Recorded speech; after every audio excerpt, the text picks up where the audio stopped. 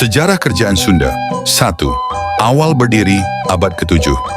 Kerajaan Sunda berdiri sekitar tahun 669 Masehi, setelah runtuhnya Kerajaan Tarumanagara.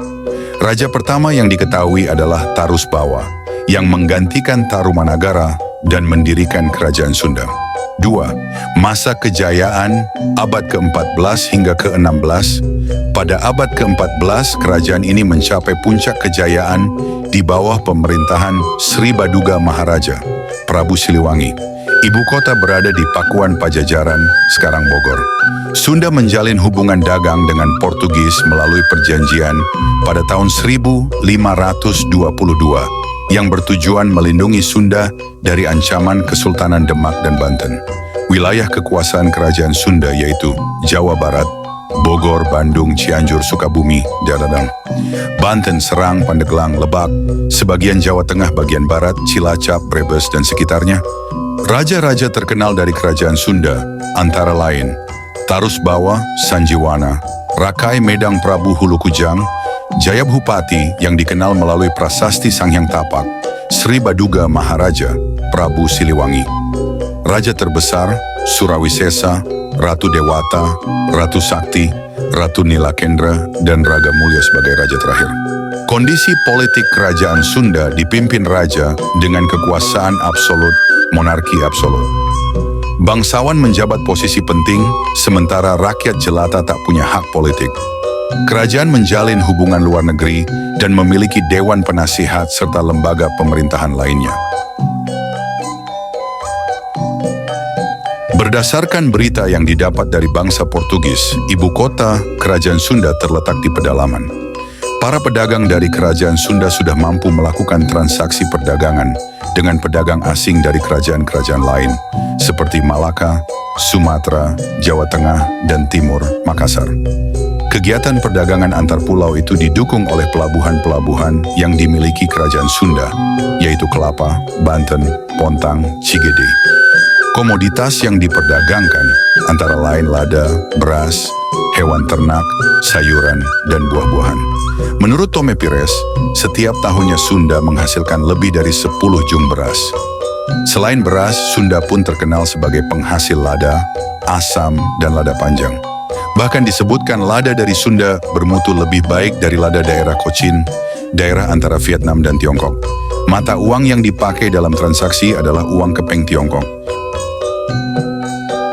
Kondisi sosial kerajaan Sunda dipengaruhi Hindu-Buddha, Islam, dan adat lokal. Masyarakat terbagi dalam lapisan bangsawan, pendeta, rakyat biasa, dan budak. Hukum diatur dalam Sanghyang Siksakanda Engkaresian. Hindu-Buddha dominan sebelum Islam masuk pada abad ke-15. Namun kepercayaan lokal tetap ada. Budaya kerajaan Sunda yaitu tradisi gotong royong, upacara serentahun, serta seni gamelan dan sastra berkembang pesat. Bahasa dan sastranya menggunakan bahasa Sunda kuno, dengan naskah seperti Carita Parayangan dan Bujangga Manik.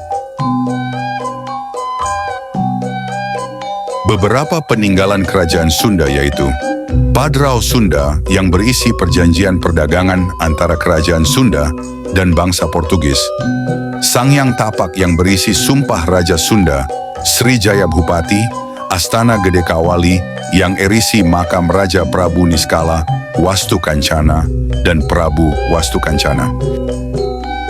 Prasasti batu tulis yang berisi tentang jasa-jasa Maharaja Sri Baduga, serta ucapan terima kasih masyarakat. Candi Cangkuang yang dibangun sebagai simbol ekologi pohon cangkuang, yang saat itu membantu perekonomian masyarakat Sunda, serta batu kalde, tempat mencari ilmu dan tempat ibadah agama Hindu. Keruntuhan kerajaan Sunda terjadi pada tahun 1579,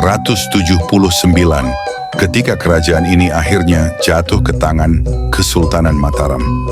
Beberapa faktor yang berperan dalam keruntuhan kerajaan Sunda antara lain: 1. Penyerangan oleh Kesultanan Mataram. Mataram menaklukkan Sunda dengan kekuatan militer yang lebih besar, serta berusaha memperluas wilayah dan pengaruhnya di Jawa. Faktor internal.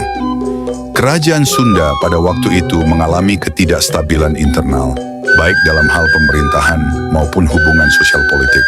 Ketegangan di dalam kerajaan dan perebutan kekuasaan juga berperan dalam memperlemah kerajaan ini. 3. Pengaruh agama dan kebudayaan. Pada abad ke-16, Islam mulai menyebar ke Jawa, termasuk wilayah Sunda.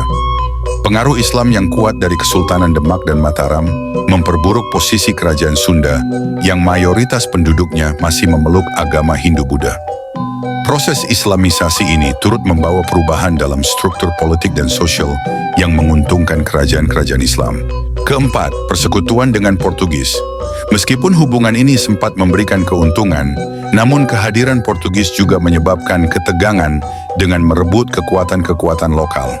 Setelah jatuhnya kerajaan Sunda, sebagian wilayahnya menjadi bagian dari Kesultanan Mataram dan sebagian lainnya menjadi bagian dari kekuasaan kolonial Belanda pada masa yang lebih kemudian. Namun, meskipun kerajaan ini runtuh, warisan budaya dan sejarah Sunda tetap kuat hingga kini.